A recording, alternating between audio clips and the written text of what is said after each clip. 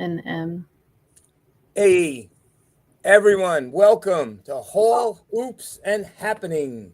I am Nick from Millburn, and I am joined by Christina from Millburn, Paul Just the Fan LaMonica, and the one and only Nicole Gizzy. So before we get going, I just want to kind of do a disclaimer here that last week we went off topic and we discussed Taylor Swift and Travis, and we got more views than the previous 2 weeks combined.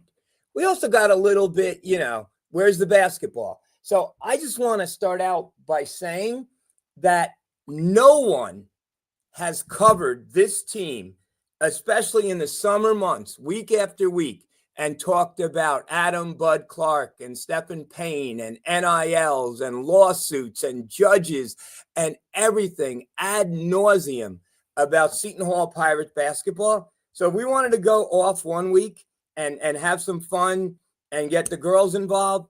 We did it, and it turned out to be a winner. And it was so good that we're going to do it again tonight for a little while. We're waiting for Professor Bernstein to hop on. I think she might be in the green room right now. Paul, how are you? Paul's back from vacation. How is everything up in North Carolina, Paul? Oh, so the vacation was terrific.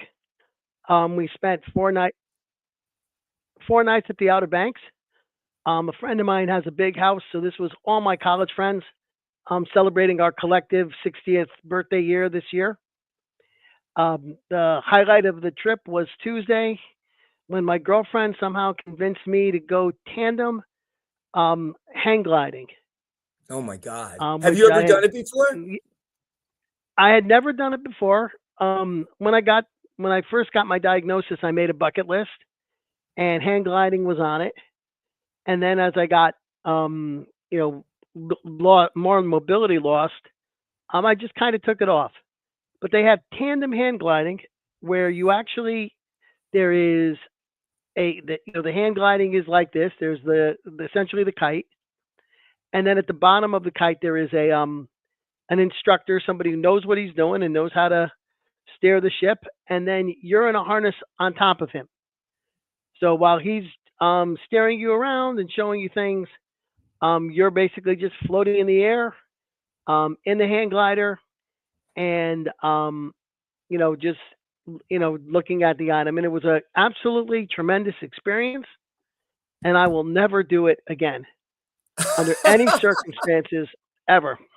What was it exhilarating? Like, did you have an was it going on a roller coaster, or what would you compare it to? So the very beginning is something like a roller coaster because you're being pulled by an airplane. The airplane towed us up to about 2,000 feet, and then they cut the guide wire, and our gentleman, I can't remember his name now, essentially sailed us down to Earth again.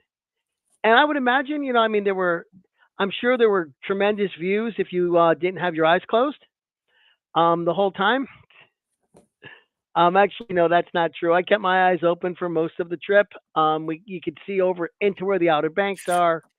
It really is an amazing thing. It's probably as close to flying like a bird as a human being can do. Wow. And again, if I were younger and more daring and able to control the thing myself, it might be something I actually looked into learning how to do for real. As it was to have a guy with us who absolutely knew what he was doing and was also a master psychologist, because my girlfriend and a couple of other friends did it as well. And he let them steer the hang glider at all, steer the kite. And my girlfriend even did a trick. She even did like a spin. Me, Cool. He didn't even.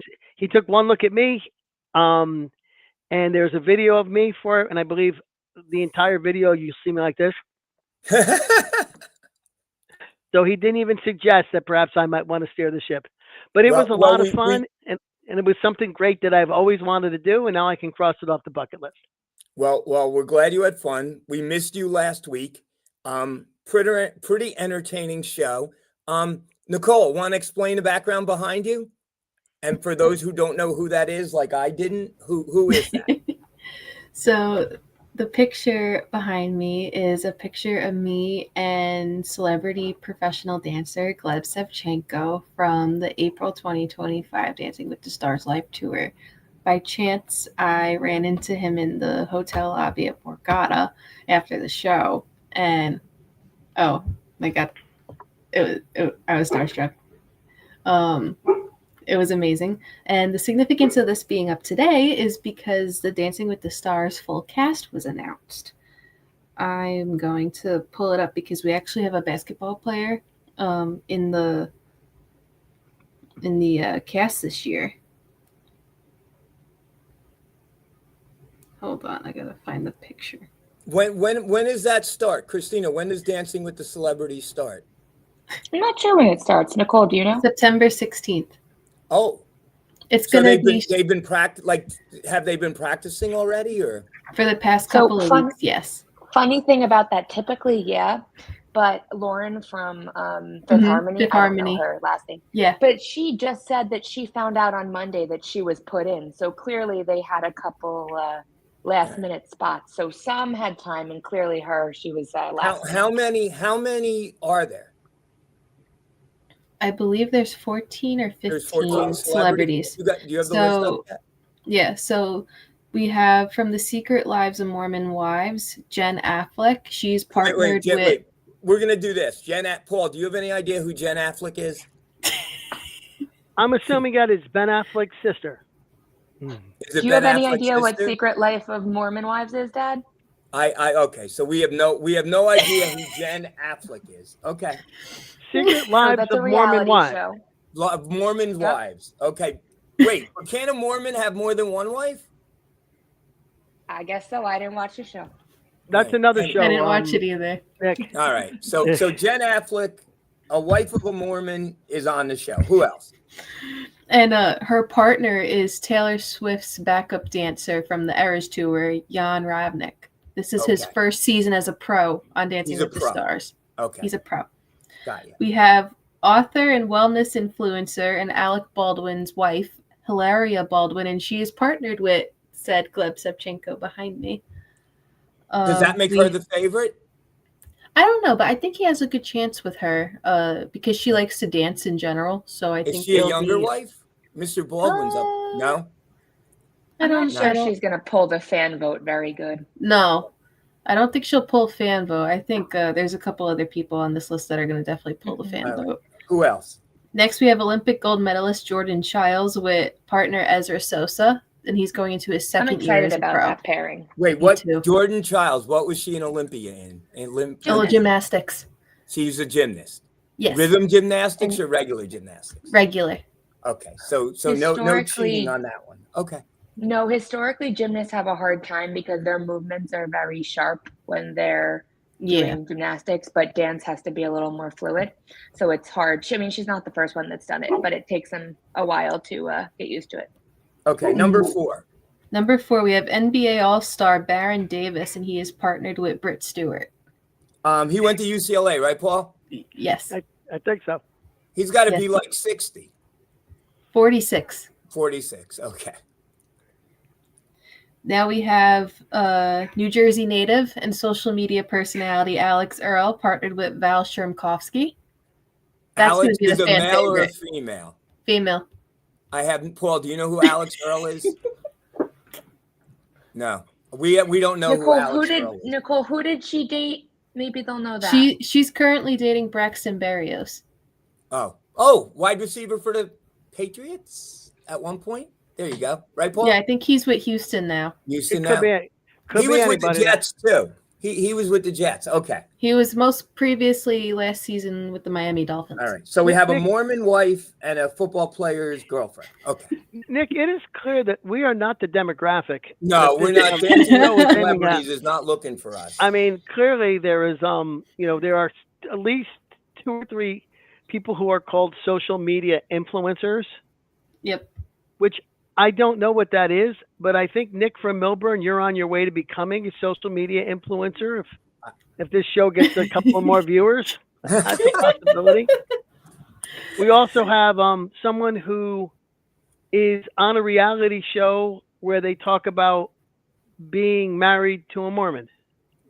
Okay, number 6, Nicole. Keep them coming. We have social media and reality TV star Dylan Efron, and if that last name sounds familiar, he is Zac Efron's younger brother from High School Musical.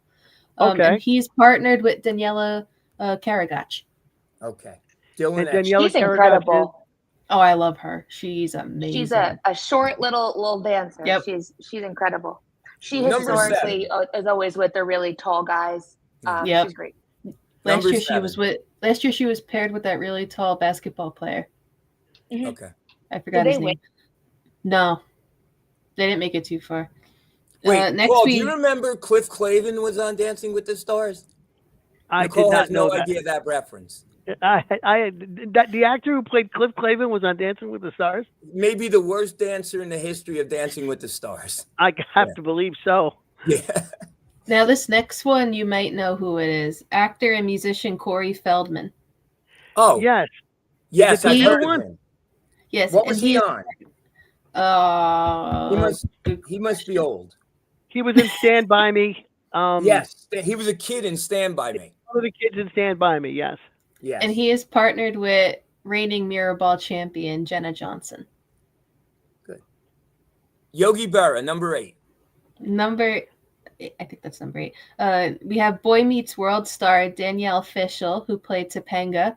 Topanga, that one I know. Paul, you know Topanga, right? Well, I know what Boy Meets World is, but yes. And she is partnered with Pasha Pashkov. What is she doing these days? Getting her residuals from Boy Meets World, or is she working? Not a lot if she's going on Dancing with the Stars. I think she has a podcast. She has a podcast. Okay. She might have everyone has a podcast So nowadays. Topanga's number 8. Number 9. Film and TV actress Elaine Hendricks from The Parent Trap. The original. Wait, The Parent Trap with Wait a minute. Who's in I The think Parent With so. the Trap? Lohan. With Lindsay Yeah, the Lohan. Lohan girl played 2 parts, right? Yes, Yeah, I that don't was think the she was remake like of a that main movie. character though. She was the stepmom.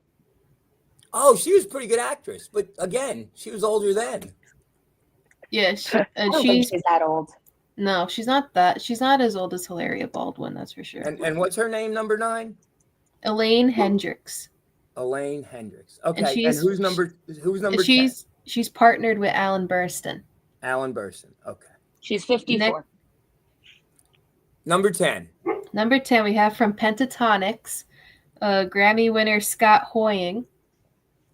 And I he's have partnered. no idea. Christina, do you know who Scott Hoynin is? No, but I know who Pentatonics is.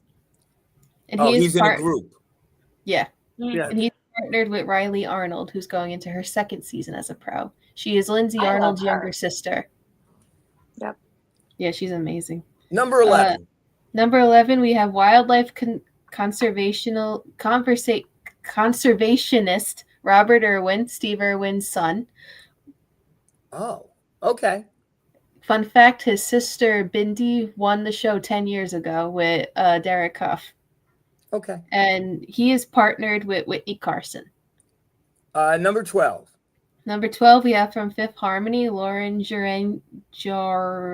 I can't pronounce her last name, I'm sorry. With partner Brandon Armstrong. I don't know. Paul, do you know her? No. No. Christina, I think do you know she's her? going to be out early. Yeah. She's going to be out. Yeah. Why is she going to be out early? Because Fifth Harmony, I don't know if they're before your time, Nicole, but historically, No, I know who they are. they have a couple, Camilla has talent, Normani has talent, but the rest of them are just, so we'll see. But I don't think she's got it.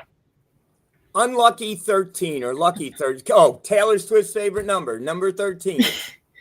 We have another from the Secret Wives of Mormon Wives actress, Whitney Leavitt. And this one's significant because she is partnered with an on-again, off-again retired pro, Mark Ballas. He only seems to come back when he gets requested to be does partnered Whitney with these. Leavitt and Jen Affleck have the same husband? No, but they're No. on the same reality show Because together. they could, right? They could. They really can't. They can't? Can't No, go his Mormons? Bigamy No? is against the law in Utah. Yeah, they're the state. I thought Mormons could have more than one wife. That's polygamous. The rules. What are the rules? The rules of Mormonism, they believe in plural marriage. Okay. But the state of Utah to get sent in as a state, accepted as a state, had to get rid of that rule. I love So you, Paul. You know everything. So, no, so my mind plural is as just in more full than of one. knowledge. But in More than one. southern Utah, there are some people who have more than one wife. There was a drama. One of the paid channels had a drama that featured a man who had 3 wives, and they lived in 3 houses Sister next wives. no, this wasn't Sister Wives. This was, what was his name? Bill Pullman, I think, was in it, and he had 3 wives, and they lived in 3 houses next to each other. In southern Utah, I'll have to look up to figure out what the name of it. It had the word "big" in it. Big Love, I think, was the name of it.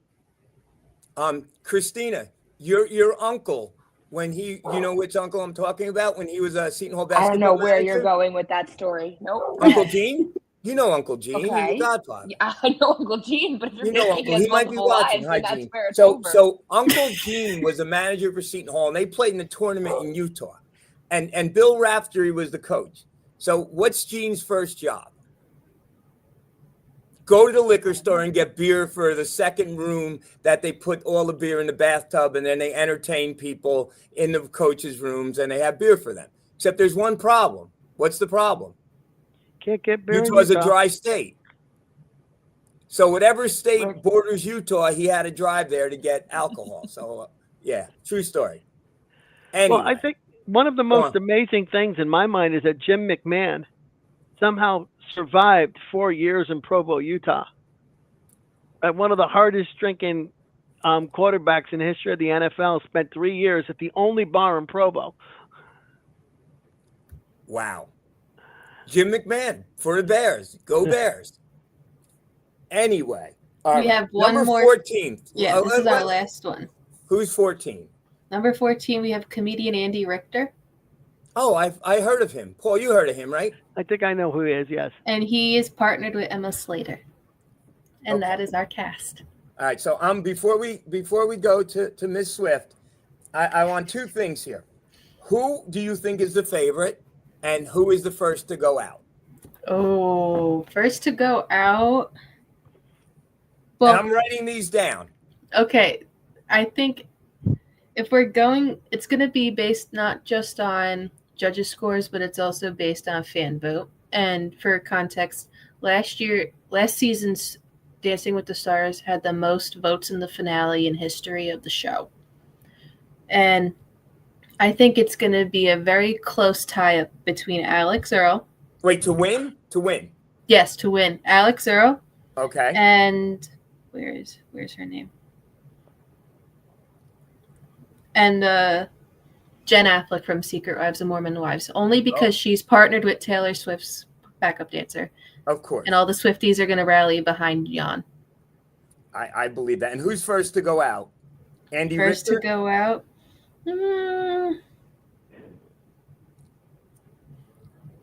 Yeah, I'd say him. Andy Richter. Now, Nicole, based on your multiple visits to the Borgata, can you actually bet on this? Is there a betting line? I don't think you can bet on this. You can bet on anything, Nicole. I've never seen that at Borgata.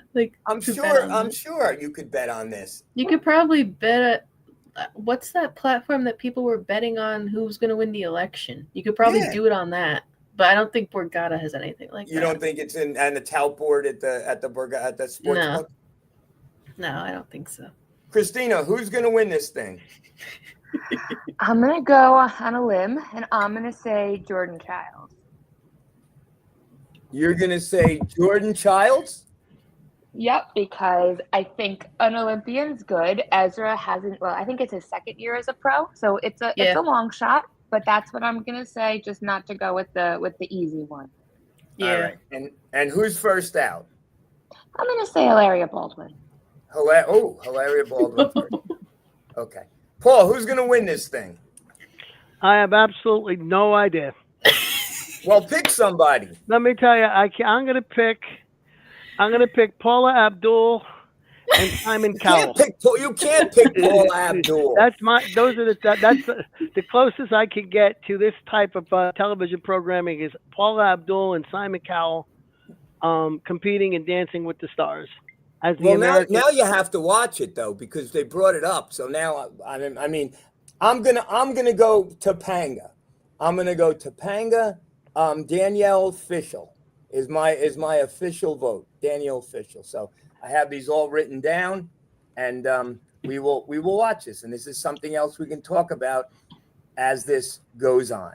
Now that you have time on your hands, Dad, you can catch up on Wednesday. I can catch up on Dancing with the Celebrities and Danielle Fishel. The last time I got involved in this is when I set up our gambling pool for American Idol, and we had a contest. You had to pick who was going to go out that week, and I forgot who ended up winning it, but we had the entire family would be calling on Tuesday at 5 o'clock Wednesday at 5 o'clock with their pick on who was going to get voted off the night before. It was the year when the guy, what was his name, Shania or there was some terrible guy who somehow or other made it every week. That's when they had vote for the worst. So, so that's the last time I wandered into a program such as this.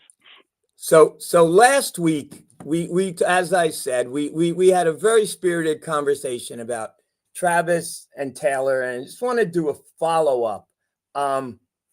Christina and Nicole. Christina, go first. Hear anything? I think you got, so the only thing I heard was that you, Samantha, and Nicole predicted a very small wedding. And his Perez Hilton guy said the same thing. And I find it really hard to believe that Christina Romano is going to have more people at her wedding than Taylor Swift is going to have at her wedding. And let me just say this, and I was thinking about this, and I had a daughter that just went through this. I have another one, and then I have my daughter-in-law.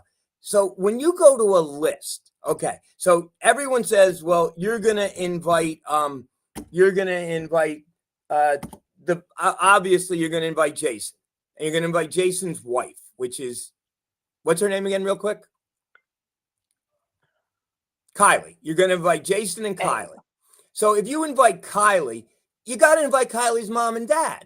So now you got two more people, and it just multiplies like that. And then I was listening to that New Heights show, and two of the guys from the New Heights show are like, are we going to the bachelor party? And he's like, I don't even know if you're going to the wedding. So, I mean, the list, there's no way. I'm saying at least 250 maybe.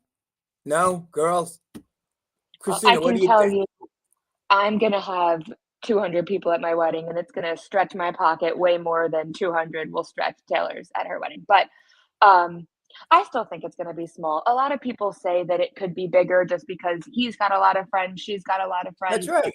And making a wedding list is impossible because where are you going to cut people off? You're learning that one, Dad. I'm learning that right now. I mean, my sister got mad at me. She's not watching the show, so I can say this because I didn't invite my cousins to my other daughter's wedding. My daughter didn't know who her cousins were. She never met them. I mean, maybe at a funeral here and there, but so no. Anyway, go on, Christine. I'm sorry. No, that was my point. Nicole, what do you think?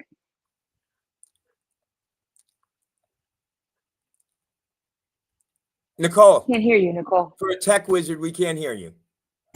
Didn't realize I was on mute. I don't know. I think that you have to consider family first, and then depending on what friends Taylor and Travis want to invite, then it would probably scale the list up. But she's not very private. She's not very public about her personal life. So I don't really know how many people are really going to get that glimpse into her wedding and stuff. Like, will people even get an exclusive story on that wedding too, like you see with most celebrities? I feel like she's more likely to control, since she's been burned so many times, she's more likely to control her own narrative. So if anything's posted, it's going to come from her directly or New Heights again. Yeah. Because I think that she just doesn't trust media outlets as much anymore. Well, what did you guys? I'm sorry, Paul. Go ahead. What do you think, Paul? Big wedding, small wedding? Well, my experience at weddings is, and I've only had one, and it was more than enough. Thank you. But my experience is that you can't say we're going to have 50 or we're going to have 100. Right. Nick, to your point, they come in sizes. So she might be able to have an 8-person wedding. Her parents, his brother, you know, 1 or 2 of her closest friends. But I think the next size up is probably 400. 400. Well, Right, for her, right. Right, so she can have 8. But the next size up, if they start inviting members of the Chiefs, there's 40 players, 40 plus ones. That's right. Plus the coaching staff. There could be 100 people just on the Chiefs side, let alone what the rest of his friends are, let alone, you know, who else he has and his agents. And we haven't even started talking about her and all the celebrities. So I think that it's either going to be 8 or 800. I don't know that there's anything in between. And based on that, I'm going to assume that she's going to go with the 8. Not the 800. Well, doesn't she employ like a lot of people? And that's the thing. She can't invite 5 of them. Right. I mean, this is Taylor Swift's wedding. I mean, you know, Christine, I'm sure everybody wants to go to your wedding, but people will not feel quite as snubbed if they don't go to your wedding as opposed to if they thought they were going to get an invitation to Taylor Swift's wedding and they didn't. So, not if you ask my dad's sister, but but no, I agree. That's why I lean towards the smaller group, because I think that it's just too hard to cut it off. And based on what Travis was saying, I guess that's what they're really going on in real life. Any update on how he popped the question? Did we find that out? And when did he do it after Nicole? Did he do it after the New Heights podcast?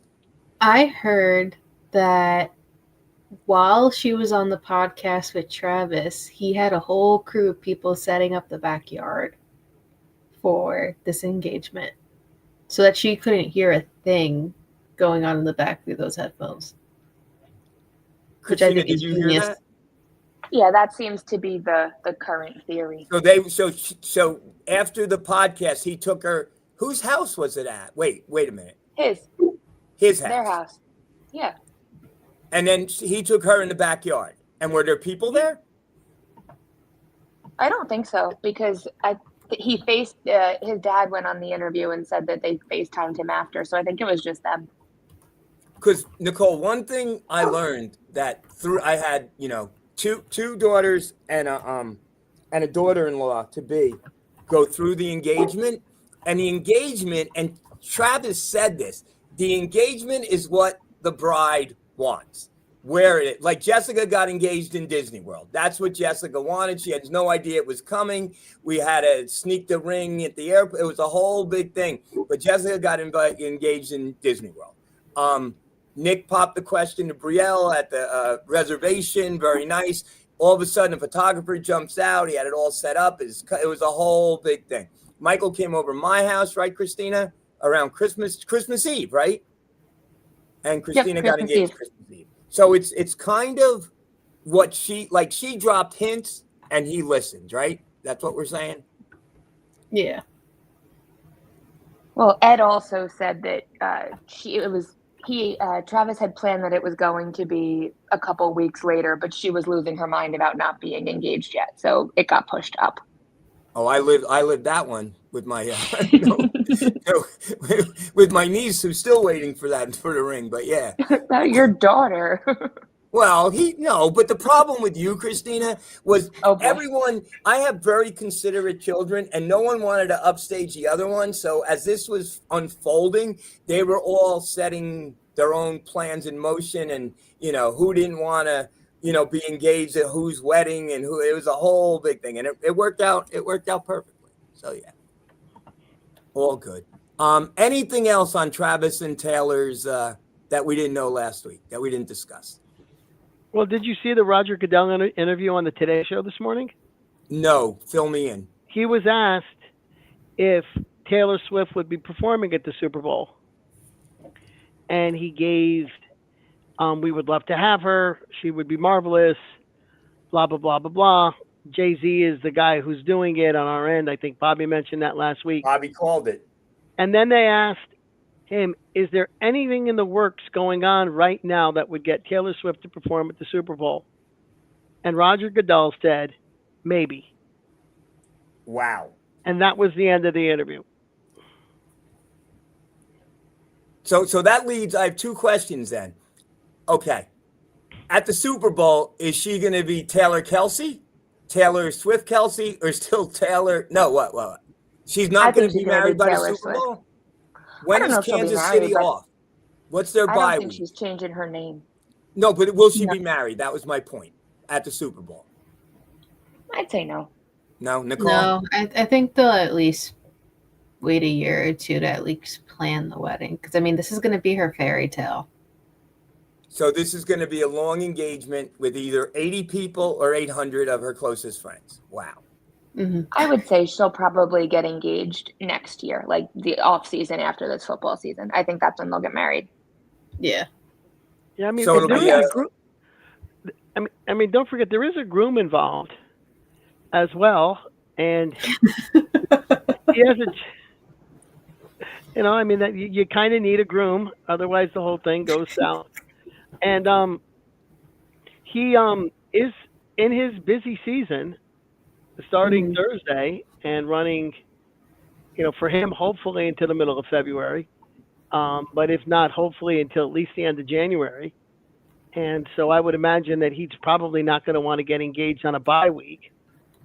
So I would think that the NFL season would end, and perhaps they will fly off to someplace cold and snowy, and get married in the Alps. That would be my guess. It is going to be very, very interesting how this unfolds. And the other question I have, it's kind of an obvious one.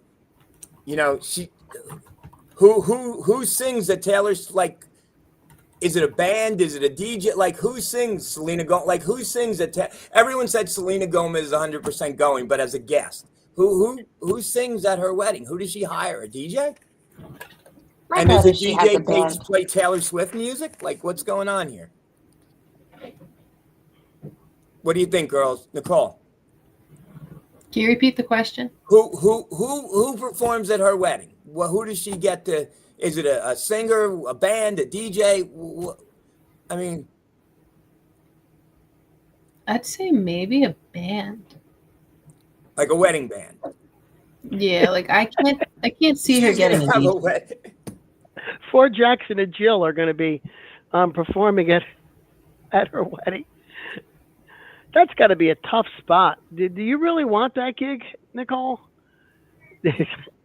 Have everybody get on the dance floor and you're playing music at a Taylor Swift's wedding? I'm not sure I would want that gig.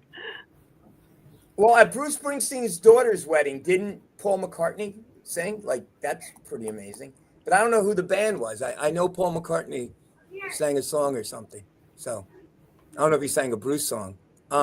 Christina, what do you think? Who's a DJ? What's going on with this?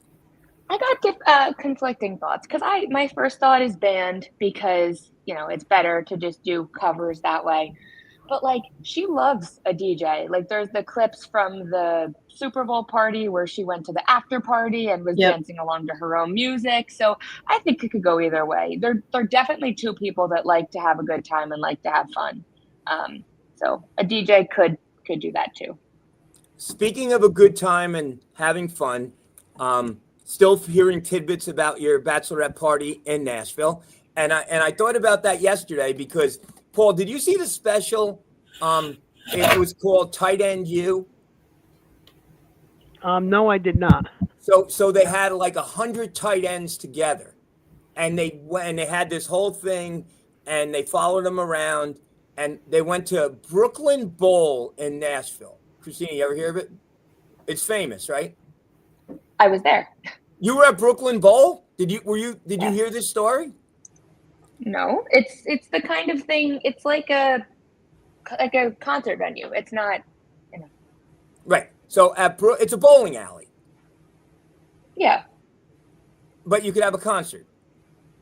Yeah, there's a dance floor. I went to a Disney dance party. Actually. So at Tight End U, who was the closing act?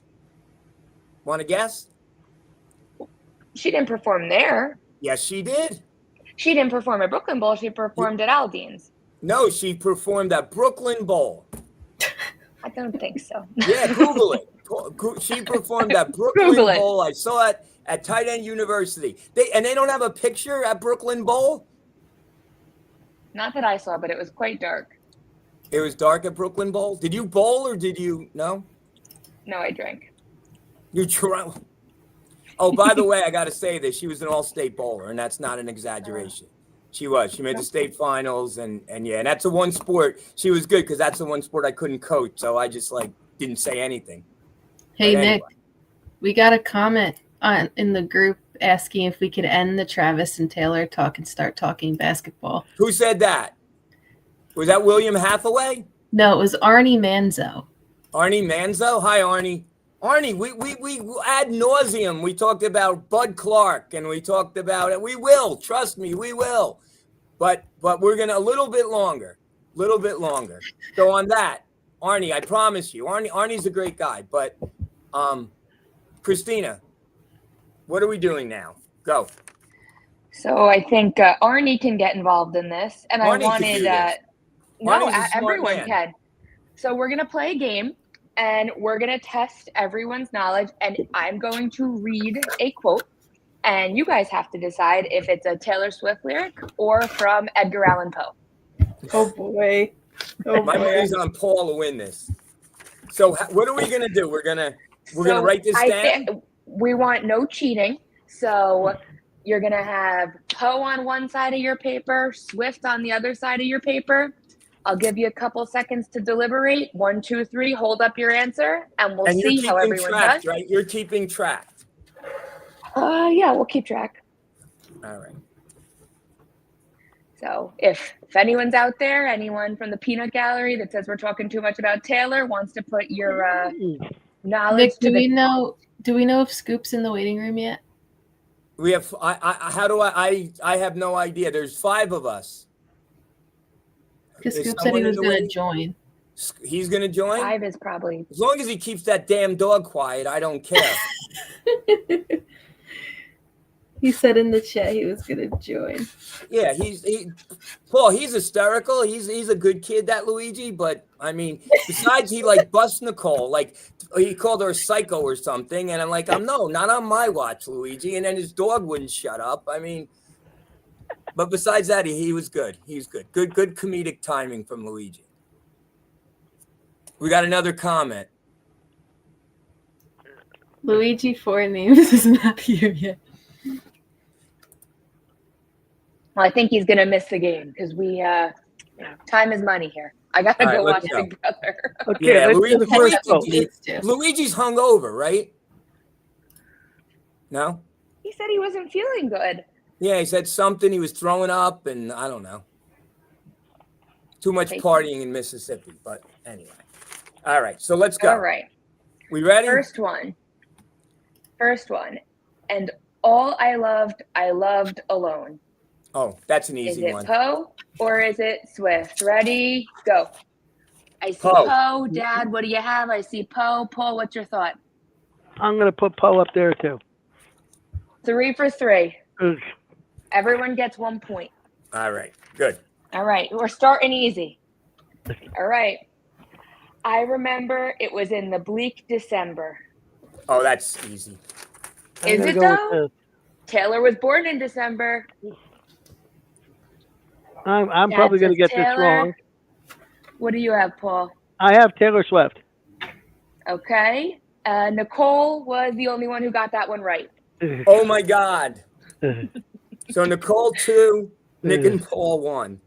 There you go. 1 point for each of the gentlemen. All right. Next one. He looks up, grinning like a devil. I got Taylor. And I'm going to put Taylor, too. I can't get the sign up in time. You can't. All right. Don't spoil it for Paul. He needs some think time. All right. Everyone's got that one. All right. Okay. So Nicole 3, Nick and Paul 2. Yep. All right. Next one. All my flowers grew back as thorns. Everyone think. No one show yet. Don't show yet, Dad. Follow the direction. Oh, they're not going to guess what I guess. All right. Ready? Go. I'm putting Taylor up a Swift. Swift. Dad, what do you have? Poe. It's Swift. Nick 2, Paul 3, Nicole 4. Okay. Nicole hasn't got one wrong yet. Well, Nicole I did knows it for your daughter today. She was good Nicole too. knows every Taylor Swift lyric there is. So if it's not one of the You lyrics, probably she goes know to every Poe. Edgar Allan Poe poem that there is. She I doesn't don't know either. Edgar Allan Poe. It's just that's not a Taylor Swift lyric. And then the cold came, the dark days when fear crept into my mind. Oh, that's a Poe. That's Poe. I hope that's Poe. That would be Taylor Swift. Nicole. Really? Called Back to December. That's in Back to December. Yep. Next one. 4 I'm more. also like, there's only 4. There's a lot. You said there were 9. No, there were more than 9. I mean, we could go as long as we want. There were 16, I think. And so being young and dipped in folly, I fell in love with melancholy. Oh, that's Poe. That's Poe. Poe. That's Poe. Yep. 5, 3, 4. Come on, Paul. I wounded the good and I trusted the wicked.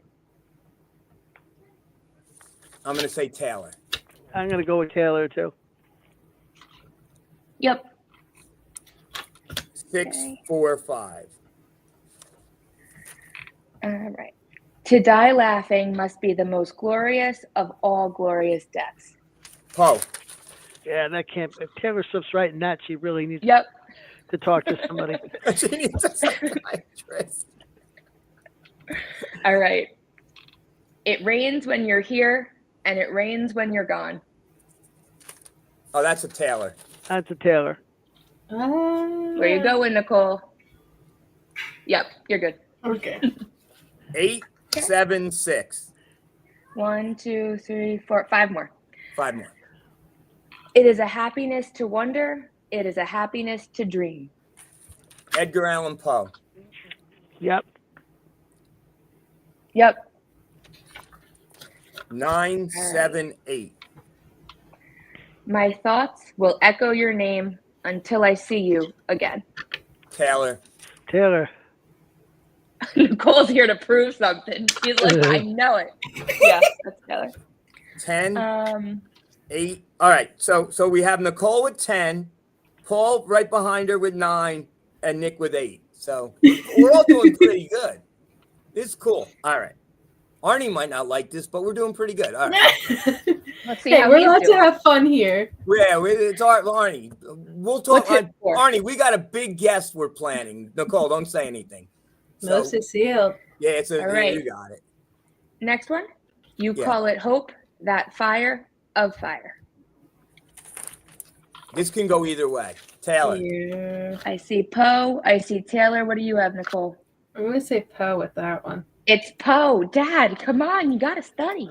So 11, 8, 10. All right. How many more? Did I do this one? I honestly don't remember where I am because I started skipping it. Let's do 2 more. The moon never beams without you bringing me dreams. Wait, repeat that? The moon never beams without bringing me dreams. That has to be Taylor. That would be Poe.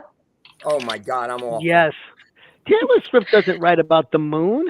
I She don't writes know. about She ex-boyfriends. writes about boyfriends and I don't All know. right. She uses metaphors. Grand finale. I feel like I might sink and drown and die. Oh, that's Poe. I'm going with Taylor Swift on that one. That would be Taylor. Oh my God. So 13 I couldn't for catch. Nicole. I couldn't catch Nicole though. I was one game behind her the whole 13, time. 12, 13, 12, 8. And Nicole went 13 out of 14. Paul went 12 out of 14. and I abysmally went 8 out of 14. So how did Jessica We do? could work on that, though. We could work on that. I can send you some stuff to listen to next time. You'll come back. That was fun. Anything else on Taylor? Paul, anything? Nah, the more that We're you all said, the tailored less I out? know. Nope. Everything I wanted to say, we're covered. So wait, one thing. Is Abigail Anderson going to be the maid of honor? Is that true? I think it's gonna be. Paul's like, who the hell's Abigail Anderson? But The mystery guest is not tonight. no, it's next Now he's week, gonna the tune mystery off. guest. Well, maybe next week, but we're working on a real We're bad working mystery. on it. We're We're working allowed on to it. have fun here. We can't just always talk about Yeah, Seton Hall. There's we've nothing to talked talk about about. Bud Clark and Stephen Payne and NIL and Paul, go on and on and on. You can only talk about it so nauseam. much. We've been doing this for what, 8 months now? We're allowed to talk Taylor Swift, and once that we get, we're breaking records with these numbers. We're allowed. And hey, anyway. I brought up Dancing with the Stars because we have a former NBA All-Star in the cast. That's and right. I think that's a pretty big deal, and it's basketball related, so why And he not? went to UCLA, right? So there we go. And John Wooden was the coach at UCLA. So, and Bill Walton played at UCLA. So, we could go that. Anything else on Miss Swift? I think that's it. All right. But that was a fun game. We should do more games like this. This was a fun game. This was really good. This is credit to Michael Palmerston, my future son. Yeah, I can't take credit for it. My good job, Michael. Because she texted me. She goes, I got an idea for a fun game. And I said, yeah, that's it. But we got to kind of keep it. It's better if I said that, we would have all studied or whatever. I wasn't going to study. But anyway. Michael just lifted his fists in victory. So he got the compliment. Michael, once I retired on Friday, the only one who was willing to go out with me for a celebration cocktail was Michael. And we went to Nick Morgan's favorite place. Anyone remember where that is? St. James Gate, yes. And we had very fun. We need to get him back on soon. And only me, I ended up hanging out with Phil Ford played at North Carolina. Phil Ford's college roommate who played football at North Carolina. He was at the next table, and at the end of the night, they were buying us drinks, and it was fun. It was a good time. Can I make some corrections to your recollection there? What? It was. First correction is Michael was not the only one willing. He was the only one not presently employed at the time. That's right. He was willing. He was able. I was willing too, but I had to go get a check. He was able. Yes, true.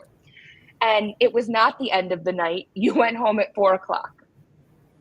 Well, the end of the night, proverbially. There you go. But it was fun.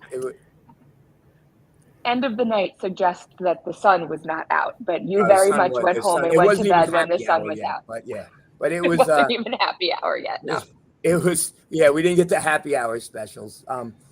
It was fun. It was a whole day. It was amazing. Worked with lovely people, and it was a very nice, proper send off. It was. And Christine, you have to understand. At our age, 4:00 is the end of the night. He went home and went to bed. We didn't see him until bedtime. That's right. Listen, I go to bed at 9, so I really can't talk. But So there was a lot of news in the donation front this week, right, Nicole, for our alma mater. What happened? So I saw yesterday that Seton Hall received a $10 million donation from someone's estate for chemistry. But no, was it chemistry? Oh, chemistry, not biology. Chemistry. Biology was the other one a couple of weeks ago. So somebody in career or whatever development is doing an amazing job. And how could you spend $10 million in chemistry? Like, I don't get that. Paul. I think it's supposed to fund probably getting better lab equipment and maybe scholarships for students who may not be able to afford. $10 million of lab equipment? No, it probably doesn't go just to lab equipment. It probably goes towards a bunch of different things to help accelerate the program and make it more modern and better. The sciences are wickedly expensive. Really? Well, yes. think about if you want to build a new chemistry building. You want to have a separate building with a separate set of labs. You need raised floors. You need showers every so many feet. You need air handling systems that flush poison air out or in. Lab space for research grade chemistry work is incredibly expensive.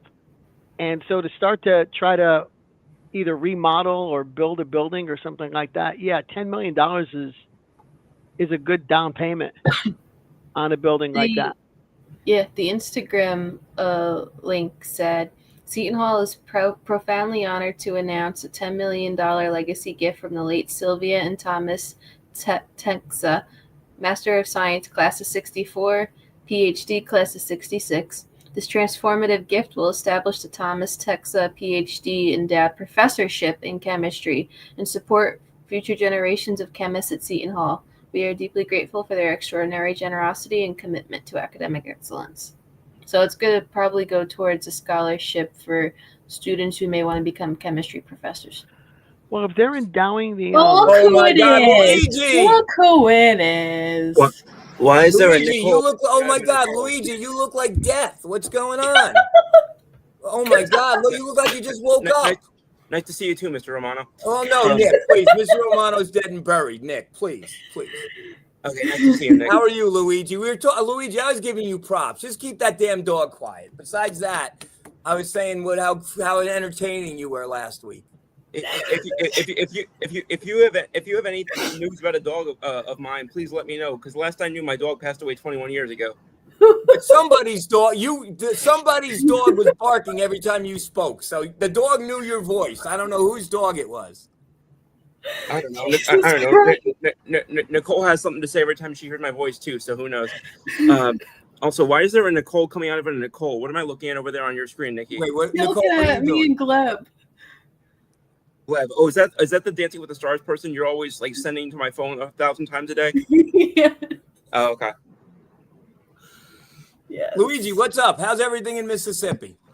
It's going well, going really well. We finally broke the heat wave a little bit, so it's a little bit more mild down here now, which is great. But I was up in New York for a solid month, so it just feels good to be back down here again. And how's work? Football starting tomorrow. How's work going? Good? Work's going great. I have a job interview I had a job interview last week. And I found out a day ago that I'm a finalist for the position. So keeping my fingers crossed to see how everything goes on their end in terms of final I's and T's. Congratulations and good luck, Luigi. Thank you so much. Crossed. I'm really excited. Thank you. It's a football data statistician type position for it's called Genius Sports. You would be perfect for that. Thank you so much. I appreciate that. I'm glad I made it on tonight. You know I mean that. Anyway, so Luigi, was to catch you up. We just spent another 50 or so minutes on Taylor and Tyler and Travis. Sounds about right. And then we talked about Dancing with the Celebrities, and then somebody wanted us to talk Seton Hall, so we talked about a $10 million donation. Nicole, so if there was a really talented basketball player, could he get a chemistry scholarship? If he wants to become a chemistry professor. Not impossible, right? No. As long as they put their mind to it. What's his name from Duke have a really? What was his major, Paul? Well, I don't think he was around long enough to declare one. He supposedly was a 4.0 student on the dean's list at Duke. Right. But I don't know. But he wasn't freshman year. I don't think you have to declare a major yet. Oh. So maybe you can get a scholarship from the chemistry department and not be a chemist yet. I found the other the donation that the school got mid-August. Seton Hall has received a transformative $10 million bequest from the estate of Frank Rubino, class of 1964, funding STEM scholarships for students with a passion for Italian studies. So they just took in $20 million. Yeah. Oh my God. The worst case scenario. Is that going to, Paul, are they allowed to then free up money for basketball? Like, So the How does athletic, this work, Paul? so the athletic departments are typically managed independently, even at a private school like Seton Hall. That said, certainly the university could move any of its budget to whatever department it wanted to. And so if the university wants to take money that's been freed up by these things and go and send them over to the athletic department, they could. But Nicole, when you were reading the descriptions, I heard the word endowment in both of those descriptions. Is that correct? Yeah.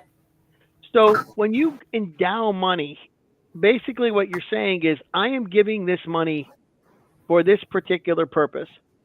So the STEM scholarships, by the way, I don't understand how you can have science, technology, engineering, and math in Italy, but that's a different question altogether. But you're endowing, the money can only be used for the thing you said you wanted to use it for. Yeah. And so one is for scholarships, the other one was for professors, right? Yeah. So the Chemistry second one, the first one was $10 million to be stuck in a trust fund, the interest being used to pay the salaries of professors in the chemistry department, thereby guaranteeing. No, I don't think it's to pay the professors in the chemistry department. I think it's to assist with students who want to become chemistry professors. Okay, but either way, but part of it is to make sure that there will always be a chemistry department. Yeah. Because that's all you can use the money for. Mm-hmm. Several of the Ivy League colleges have endowed football coaches, believe it or not. And if Yale's coach is the Joel Smilo head football coach, based on an endowment, somebody gave a chunk of money, so there'll always be enough money to pay the salary of the football coach. So I don't believe that the university can just shuffle that money around as they see fit. Now, money is fungible, right? I mean, that's, if there's one thing that we've learned about in terms of budgeting, you could always move money around. Yeah. But there's no way to get this money as revenue sharing, correct? I think you would have to look at the chemistry department's budget and say, well, now that they've got this money and it's generating interest and an endowment, we therefore don't need to fund the chemistry department with as much money from the general fund, and we can move it to something else. And yeah, I guess that something else could be the athletic department, and then the athletic department could use the money for revenue sharing. Oh wow! Okay, so that's good. So that's a good thing for the university, right? Well, I mean, it's any dollar the university gets is good for the university, right? However it goes. I think that what's interesting here is something that Nick and I were talking about before. Several universities have used their athletic department as essentially advertisements for essentially creating an entirely new view of what the university is. Not too many people know, but the University of Notre Dame in 1910 was a school for poor Irish kids. It was not the University of Notre Dame as we know it, with the Golden Dome and the great professors and all the research they do. It was a college for poor Irish kids who were essentially working their way through school. They were all on some sort of work study. And then the school hired Knute Rockne and got the Four Horsemen and got on national headlines and became the darlings of every Catholic who never went to college in every city in the East Coast. And all of a sudden, the money was pouring in, and Notre Dame became Notre Dame. Other colleges have used the same model. So I think that it might be to Seton Hall's advantage to have the money go into something like the basketball program, simply because that can lift the rest of the revenues for the whole university up. Well, when we made the Final Four and made the final and got cheated, worst call in the history of college basketball, if not sports in general. The next year, enrollment and applications and everything went way up. To Paul's point, it created interest. People had never heard of Seton Hall before. Heard of Seton Hall, and I know the president, the father over there at St. John's. That's kind of his goal with the basketball program, and the vitamin water guy They want to help promote the university and get admissions up. But then again, Nicole, you would know this. Isn't this like the smartest class in the history of the university? I know it's one of the largest.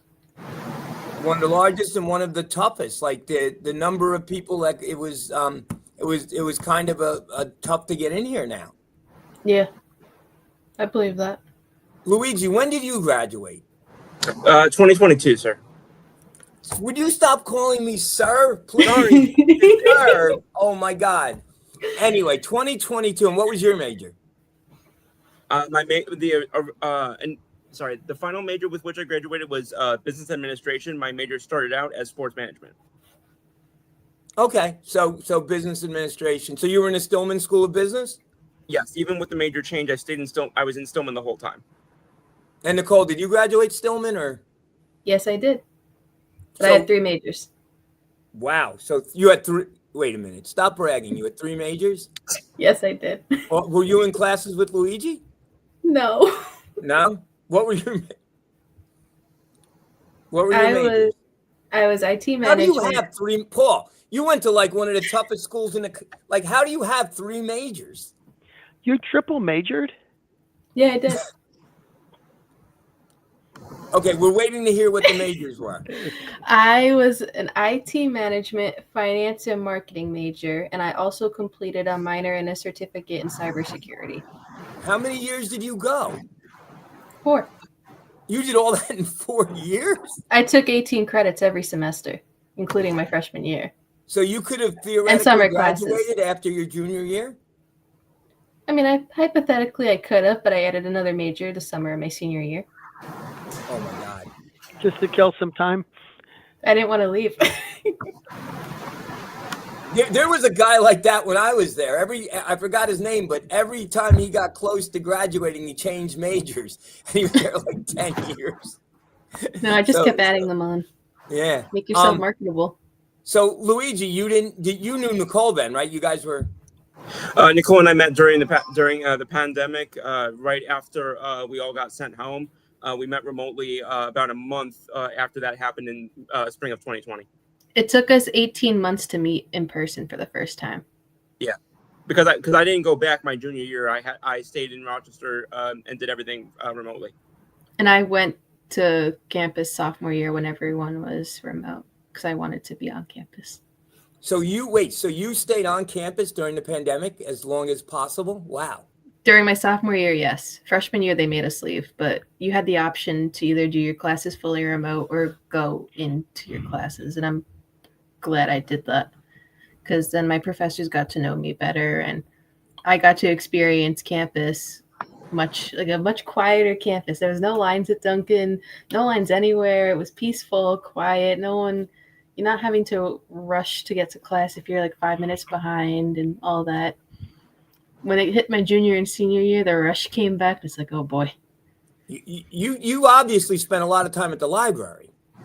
I did not. I spent most of my time in the dining hall. Studying. Yes. The dining hall was my study spot. And Luigi, what was your biggest memory of Seton Hall basketball? Like, were you up that Miles Powell team that got cheated? Was that your team? Yeah. So you know what I mean. Yes, I do. So that was my sophomore year. That was definitely something that really stuck with us.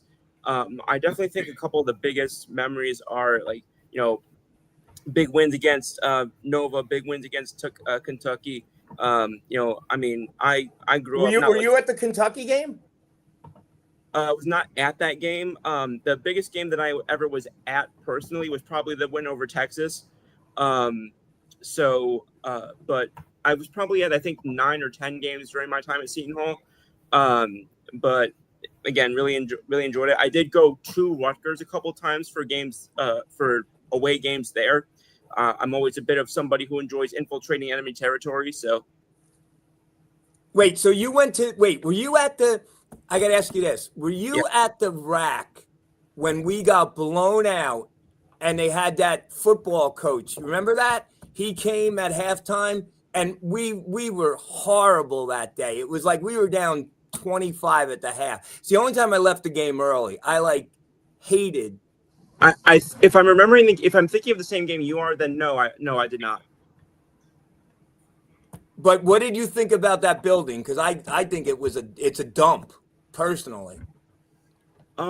Good atmosphere for college basketball, but yeah, but that's kind of how I was viewing it. I didn't really look at it too much other than that. That was kind of my main takeaway from it, was the atmosphere for hoops. What other places have you been at? It was mostly Seton Hall and Rutgers. Now, I've been to the Carrier Dome several times, but that was because I grew up in Western New York. That had nothing to do with SHU. Have you ever been to Allen in Kansas? No. I was there. I went there with my son when we got blown out at Kansas, and it was those people, 18,000 against us, screaming and chanting. It was, how do you have a chance? It was amazing. But that place I only lived on the border of Kansas for a couple months, and I never made it to a Jayhawks game there. You do know Kansas is in the Midwest, not Mississippi, right? Yeah, I'm not the one you got to clarify that with. That's Nicole. But we're not playing pick on Nicole. Paul, what do you want to talk about with Seton Hall basketball? So we got 10 minutes. Nicole has a hard out at 8:20. Well, the stories that seem to be coming out of the practices have been pretty consistent. So far, Bud Clark is emerging apparently to be the best player that is, in the informal practices. I'm hearing a lot of things about Stefan Payne. Yes. Emerging and even potentially emerging as a 5. You had said that the last time we were on, and I looked at you and I'm like, no, with God's will and Hines, but I heard that too now, that there's a potential that he could be the starter if the season were to start right now.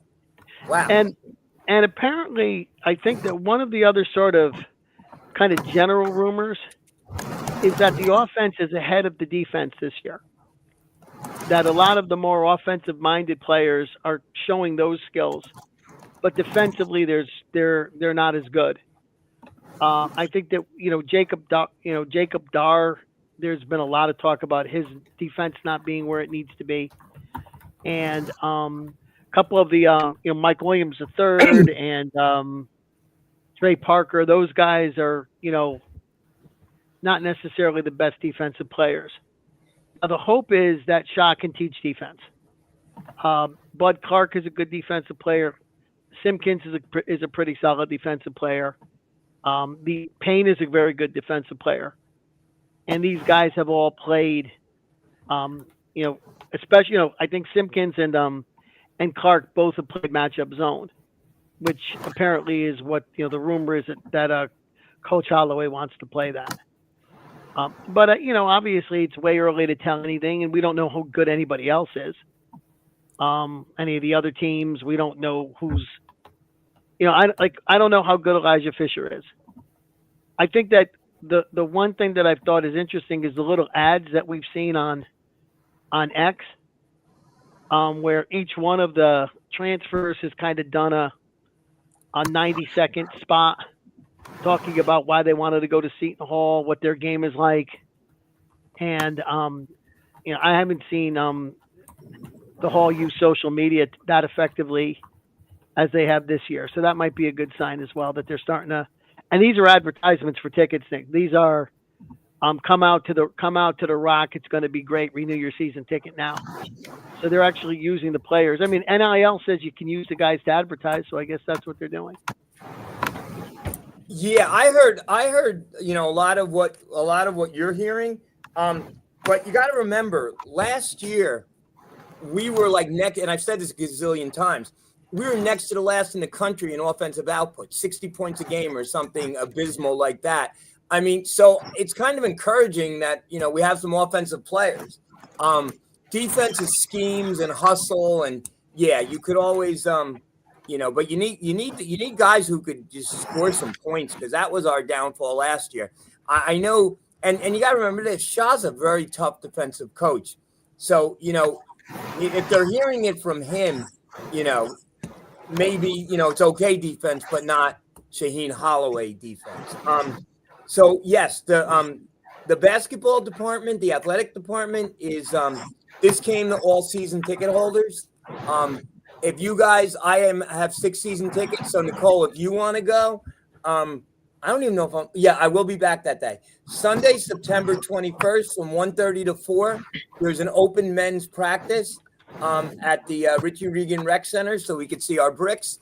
And I'm hearing that I got something also before that earlier in the day. There's a women's practice open. So yeah, and then they'll little food and refreshments. Take a tour of the new basketball. Or every attendee gets a raffle to win a prize. There are going to be long games, bouncy ball houses for the kids.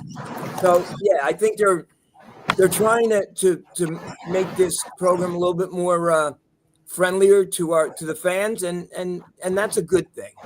That's a good thing. Did you hear that, Paul? That that the athletic department is trying to be more, I guess, user friendly, lack of a better word.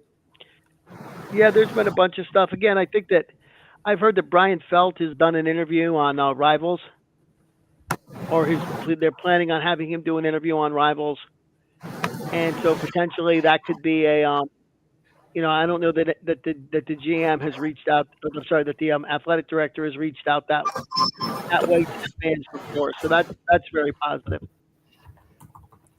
No, Brian's a great guy, and he's working it. It's hard. He didn't sign up to for the NIL, and I guess no one did, and no one knew, and it was all learning. And I'm encouraged. I'm much more encouraged this year than I was at this time last year. I honestly didn't know who the players were last year. So I'm hearing really good things about Bud Clark. But the proof is in the pudding. Monday, November 3rd, the day before Election Day, St. Peter's at the Rock. That's when it starts. And then I have Wagner at Walsh, November 7th, and then Fairfield for the first time since 1980 at Walsh on November 10th. So on November 11th, we'll have a much clearer understanding of this program, because you got to remember, early games last year we struggled, right? We lost to Fordham at Walsh, and played abysmal in the other. So we have to. It is imperative that we come out of the gate strong. Luigi, what do you think? How after these first 3 games, we going to be 3-0, an impressive 3-0, or what do you think? Well, first of all, I agree with your assessment of last year. I mean, and if you look back, I mean, even a couple of the games that we did win, a couple of things don't go our, a couple of easy, I shouldn't say easy, but a couple of possessions, don't go quite our way, and it's not as if we won those games going away in a couple of cases, but again, like you said, it's St. Peter's, Wagner, Fairfield, Monmouth. But you got to win the games that you have to win, and that people can look at us and say, or people can look at the schedule and say, oh, Central Connecticut, or oh, Kansas State, But again, you can't, especially coming off of that season, you can't assume anything. So I agree. I think that's going to be a fun game, St. Peter's, to open the season. I hope that they can make it a convincing 3-0, but you can't just go 3-0. In my opinion, you got to show convincingly that, okay, even though we went 3-0, we would have gone 3-0 if we played against better competition. It's not just because of who we're playing. You know what I mean? So I think that you've got to put a statement down, whether that's defensively, whether that's, putting up some better shooting numbers than we did last year in certain cases, whether that's pace of play, whatever it is, you got to make a statement in those games. That's not just, oh, we're winning those 3 games, but we're putting the Big East on notice that, this is coming for you. And these wins are not because of who we played. These wins would have happened against your team too. It's a great point. We have to play well. Paul, what are you looking for these first 3 games? Well, my concern, or not necessarily even a concern, this is going to be the second year in a row that we have an entirely new team, right? We've been talking about the transfers. We've been trying to get a handle on guys who played at the Northeast Conference, the CellCon, the WCC, and we would like them to go out, play well, and be a team. Now I don't know anything about St. Peter's, how many kids they have back, whether they're a veteran team with guys who have been playing together, or whether they've all gotten poached and they're putting together a whole new team as well. And we'll have plenty of time to figure that out. But we have to adjust for the fact that Coach Holloway is going to be trying out different combinations. He's going to be trying to figure out who's going to be playing here. Is he going to play two bigs? Can he get enough offense out of Hines that he can play Payne at the 4? A lot of kind of strategy things are going to need to be up for grabs. But at the end of the day, with 10 minutes left to go, he's got to put his 5 best players in and win the games. Right? You can't mess around and tinker around, and the next thing you know, you're down 9 to St. Peter's and going to lose to a team out of the MAC. So that's my concern, is how quickly does it become apparent who's going to play and when, so that the team can concentrate on figuring out how to play well. And I just hope that we don't either lose a game or look bad in a game we win because there's that much uncertainty and things need to be figured out. So we just spent a little while talking about chemistry, and I think we can all agree that the chemistry on last year's squad was awful or was non-existent. Right. And I'm going to be looking for that. Luigi, what do you think? How everyone, are we going to be an offensive juggernaut? Are we going to be an offensive threat? Sorry. What do you think, Luigi? That's one reason why I mentioned pace, because I think to me, pace is an indicator of fluidity. I think pace is an indicator, I think, to me, of synchronization. Sometimes, now granted, I may see this more in other sports, like, whether it's football, obviously, Nicole obviously is, hockey is her thing. So it's, you see this in different sports as well. Hello. But I think that pace is not only an indicator of being able to put pressure on defenses or opponents, and not only an indicator of being able to kind of wear out the other team. I think it's also an indicator of the connectivity and the synchronization that your team has, and the ability to be on the same page and operate at such a high level, and do so for an extended period of time. I think that would be a really positive sign for us, because again, like you said, I think oftentimes, not always, but oftentimes, such poor play pretty much ubiquitously last year, and poor chemistry often go hand in hand. I know there were some people who were calling for a potential transition at some positions of leadership. Those obviously really didn't come to pass. We ran back a lot of guys this year, and I think a lot of people agree with that decision. But I think now it's going to be a question of, one, who's going to take over the leadership on the court, but also some of these new guys are going to have to come in and step up as well. It's not like we've got a Miles Powell type who, he's the unquestioned guy that everyone's going to look to. And, there was people afterward who thought that perhaps Mamu even stepped into that role better than Miles had it. So I think there's going to be some interesting questions to be answered there, and they got to be answered very quickly and very early. I think you're right. And I think Paul and I would agree that Bud Clark is probably that guy, or that's everything. But take care of Nicole. Nicole had a hard out and she went 2 minutes later. I think Bud Clark, everything you're hearing, should be that guy. But you made a great point, because last year I never saw a team run out the shot clock without a shot as much as it was mind-boggling. No, it was just an indicator of, thank God this is over. Yeah, it was. Garway Dual just never clicked as point guard. And the fact that Dylan Adewuso had to play point was, and he did it okay, but he's not a point guard. And hopefully this year it starts with the point guard. And what do you think about that, Paul, with Bud Clark? Pardon. Well, I think that one of the keys for Clark is going to be getting the ball to the people in positions where they can be effective. Right. You saw Rick Pitino made some statements about how point guard is a dead position. Well, if you've got 4 players who can post up, but they also can score off the dribble, and they also can go out and hit 3, I can play point guard, right? Because all I got to do is throw them the ball. On this team, Fisher only scores when he goes inside. Simpkins can really only score on a drive. Dar, we're going to be looking to shoot 3s. Staten McRae, we're going to be looking to shoot 3s. So the question is, can Clark run an offense where the ball has to go to the right people in the right place for them to be effective? Can he quarterback the offense?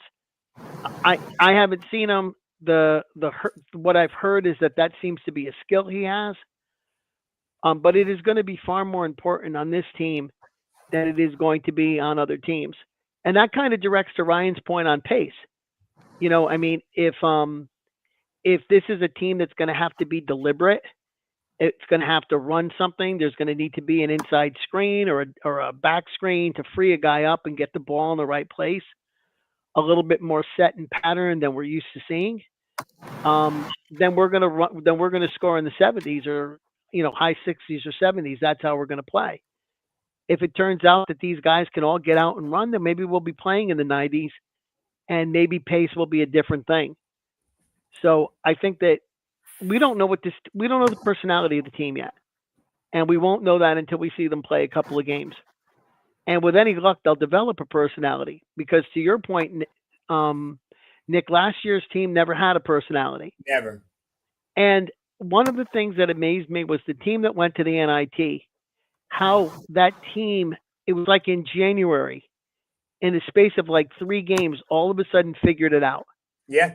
And, Kadari knew what he was going to do. The shooters knew what they were going to do. Bediako knew how to play. Dylan knew where his role was, where his shots were going to come from. And all of a sudden they knew how to play together. That never happened with last year's team. And then, the last thing that I want to mention if we wrap up is, I think that last year's team was a lot more banged up than we want to admit. Yeah. And I think a lot of guys were playing with nagging injuries, weren't playing as well as they could have because of injuries.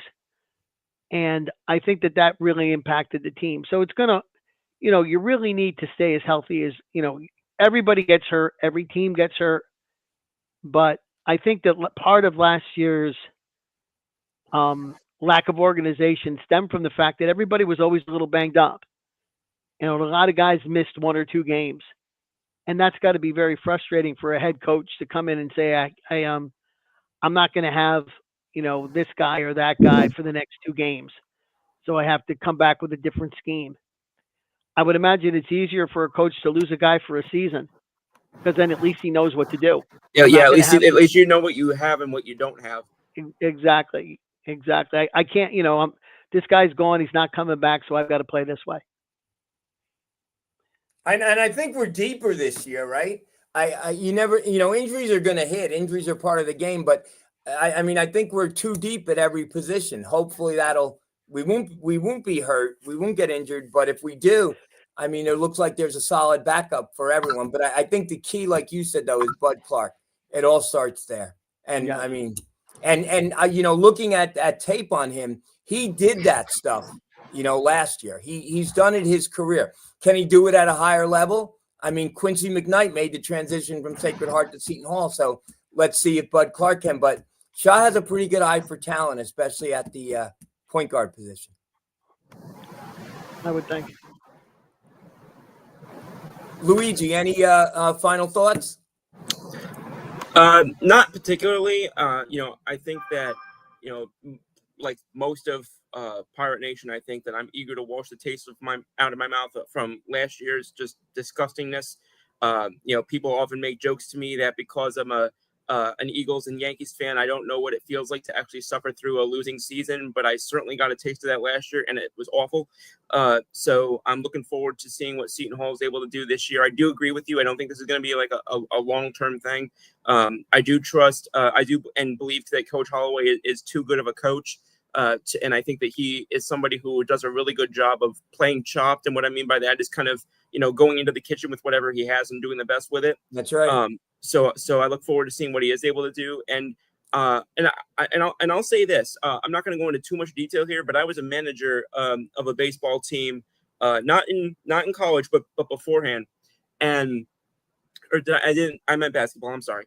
And we played with, a player that was very clearly the epicenter of our team on both sides of the ball, both offense and defense.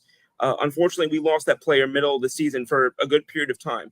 the team actually came together and coalesced better in his That's right. absence. That is not in this. That is not to say anything about this fantastic player. This player's in the NBA now, but sometimes when you have to play players that you didn't expect to have to play, sometimes the chemistry can even improve. So I look forward to seeing this year, even if we play guys that we didn't expect to play that last year we wouldn't have expected to play, or maybe that early this season we wouldn't have expected to play. I'm looking forward to those guys getting their shot and seeing what they can do with it. Because, sometimes, or not sometimes, a lot of the time, you don't go all the way based on your number 1 or number 2 guy. You go all the way based on your 12 and 13. Luigi, I've been a Seton Hall fan or a supporter since 1972. Okay. And the fact that last year was your first taste of negativity, your first taste of losing, that means we had a really good stretch there, because I'm telling you, there's been ups and downs with this program. And yeah, last year was a down year, but after down years, some of our lowest points, we've rebounded and became a Final Four team, or went to the finals under Willard. I mean, it was down after Bobby, and the program got built back up. So, I have faith in Brian Felt, and I have faith in Shaw. Shaw didn't forget how to coach overnight. He took a St. Peter's squad to an Elite Eight. He won the NIT with Seton Hall. I mean, it's there. Last year was just one of those years. It was a disappointing year. But I think we're going to bounce back. Paul. Yankees fans are not going to want to hear me say this, but I'm going to use a quote from their manager, Aaron Boone. I think it is right in front of us, and I'm looking forward to seeing them go take it. Good job. Paul. It's by the way, for the Yankees, it's been right in front of them, like that carrot that's hanging in front of the donkey as you go up the hill. But they got the biggest 12-game stretch of the season right now, so this is going to tell us all. Absolutely. But so for me, I think that there are my goal, my hope for the season is that we are in the discussion on Valentine's Day. Okay, the discussion for what? The Big East or the NCAA? For a tournament bid. Okay. That on February 14th, we're on the bubble. We're last 4 in, first 4 out. We're a 3-game winning streak from playing ourselves onto the bubble. In other words, last season by February 14th, we were done. We were hoping to win a game or two. We were hoping to upset somebody. But I'd like to see us be in a position where we're at least in the conversation. Will we get a bid? I'd be surprised if we did, given how balanced the Big East is going to be. But it would be nice that if we were in the conversation as late as the middle of February. The other thing is, in the NIT season, and I don't know if that was Coach Shaw's first season or second. It was his first? Second. In the NIT season, we saw players get better. Yep. We saw Bediako get better. We saw Dylan get better. Dawes got better. Dawes got a lot better. And last year, nobody got better. No. And I think that will be another one of the goals. I'd like by the middle of February to see guys who have improved, even if the improvement is them getting away from the part of their game that they're ineffective at. And one of the ways that Dylan got better in the NIT season is he stopped taking so many shots from the outside. He went inside and did what he was really good at and did it effectively. So whatever that is, by the middle of February, I'd like to see guys who have improved their games. If those two things happen, I'll be ready to call it a successful season. Dylan was the 5th man on that squad, and he was kind of a glue guy. And then last year he was asked to be the guy, and some, that was a huge step for him. And yes. I thought Dylan got a lot of unfair criticism last year. Luigi, you brought up the Yankees. I want to make a point with you guys. Did you see the Yankee game last night? Yes, sir. Okay, stop that sir stuff. But anyway, sorry. So did you see the grand slam by Grissom? Yes. Did you see, Paul? Did you see that? I did. What the heck happened with that catcher? The catcher was like telling the pitcher to step out. Yeah, I know what you're talking about between Salazar and Framber Valdez. Yeah. I explain it because I've never saw anything like that in all my years of watching baseball. Okay, so basically what happened is I guess there was a signal for a pitch. And then the pitcher, as he will do sometimes, kind of shook him off. So then they couldn't call for time. So basically they were saying step out.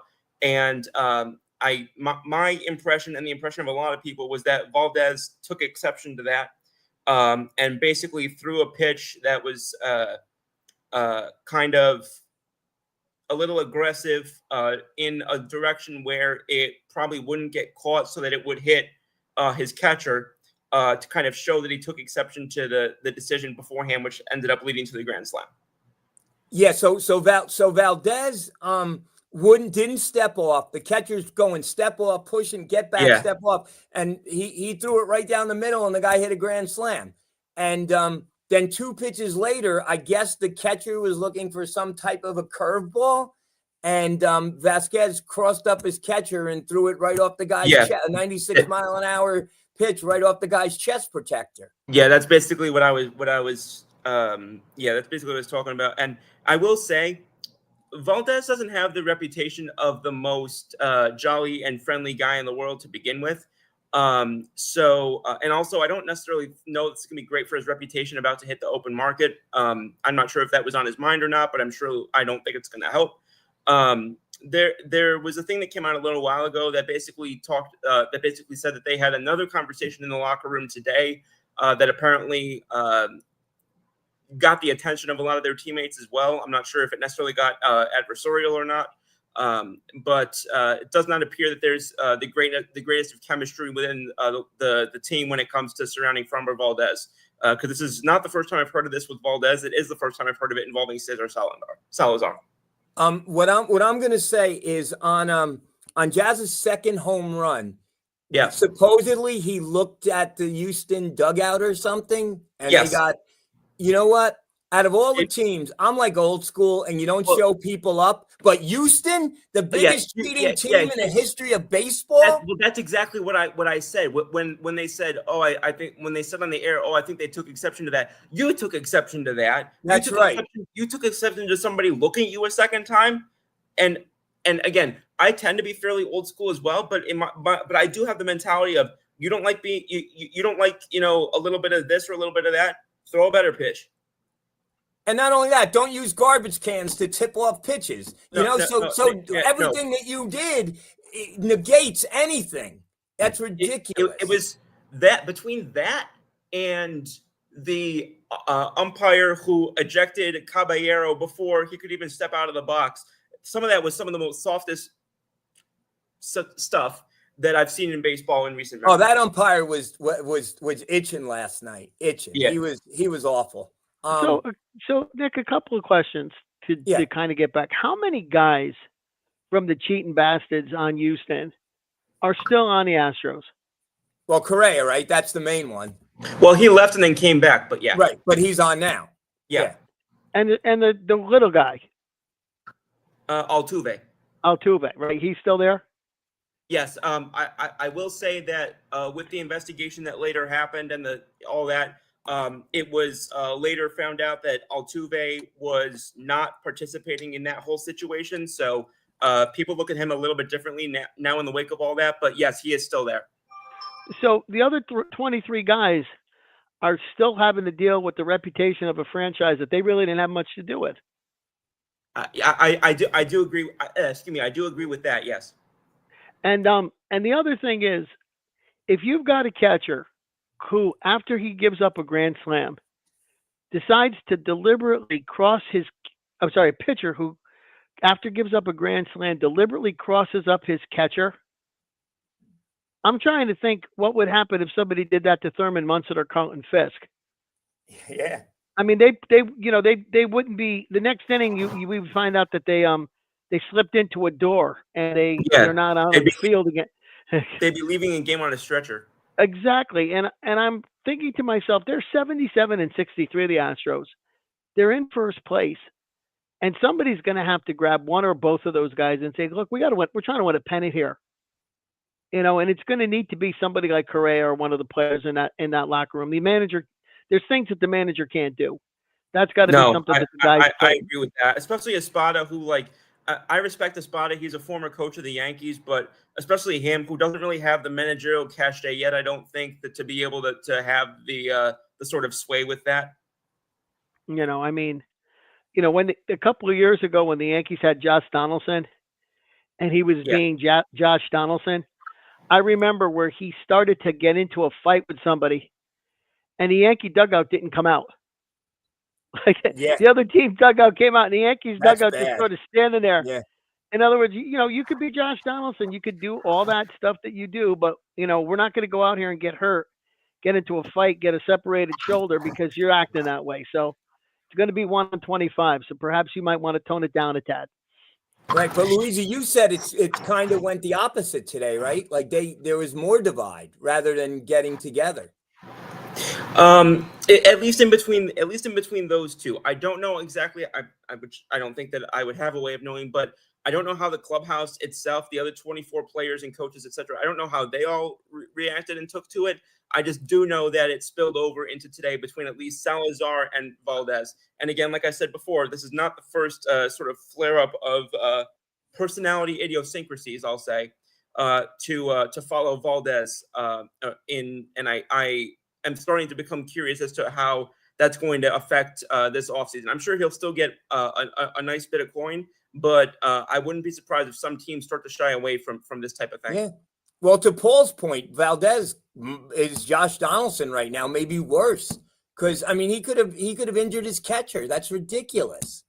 Grow up. You gave up a grand slam. Grow the hell up. That's crazy. And I just want to see them fall apart. They're one of my least favorite teams. They are mine as well, but also and this sounds hypocritical as a Yankees fan. I realize that, but it would be nice for the first time in most of the time that I've watched baseball, for at least maybe the second or third time overall, to just see somebody else win the AL West. It would be cool to at least see, if a Seattle got to go do it, or if it's Texas or whoever, because obviously Anaheim doesn't know what they're doing. The Athletics don't even know where they play baseball because they don't even have a city name. And as far as I know, John is just fishing for Vegas money. But it would be cool to go see, one of those other two teams to go and take the division. But again, it's like even when they started cold, either last year or the year before, I think it was last year, even when Houston started cold, I said, I've watched them come back and watch them, know how to finish the season for way too long for me to believe that this is going to be a long-term thing. I'll believe they're dead and buried when they actually get eliminated from the postseason. Yeah, I agree. All right, guys, anything else? Paul, final thoughts. Well, I think that next week we could have more basketball and less Taylor Swift. That would be great.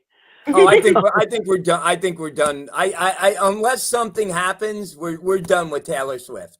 I mean, I don't want to say anything to Nicole or to Christina, but I care about Taylor Swift's impending nuptials exactly the same amount as Taylor Swift cares about my impending nuptials. Luigi's a Swiftie. Even so, yeah, but go on. No, all I'm saying is, I mean, someday I might get married, and when I do, I'm not going to expect Taylor Swift to care that much about it. Yeah, no, I mean, I in general think that, I don't know. I'm somebody who in general doesn't get super interested in the lives of celebrities. When it happened, I was like, oh, that's awesome. And then I don't think I've had a conversation about it since the show that I was on with Nicole and everybody last week. Yeah, but I mean, she broke the internet. That was on everybody's mind, and in the immediate aftermath. Yeah, but again, a week or 2 weeks later, it's something that's long past my interest at this point.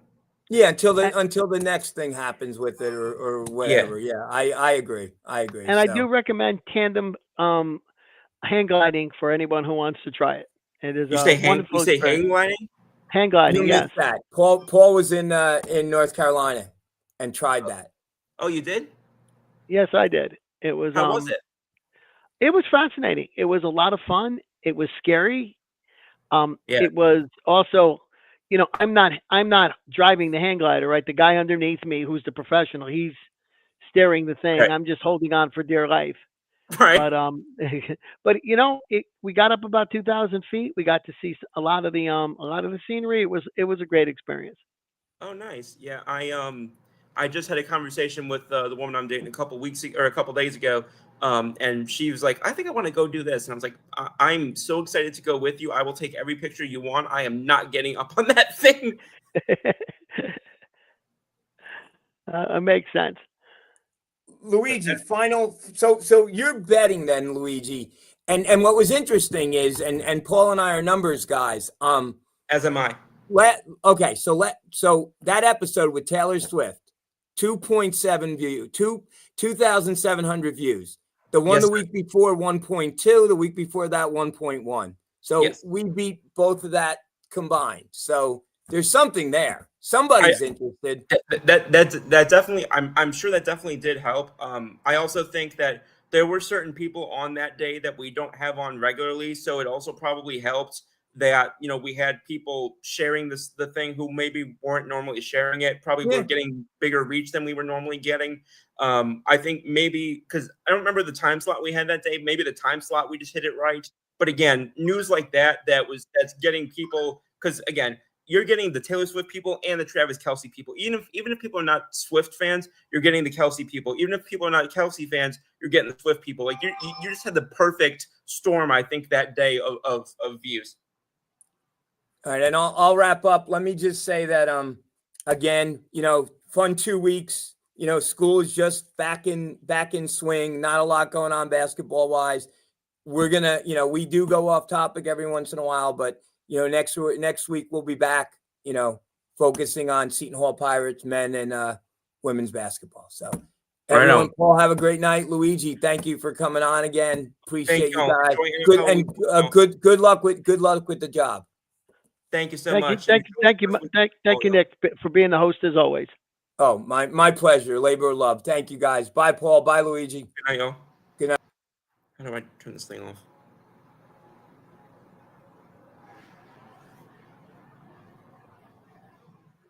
No, seriously, how do I leave this?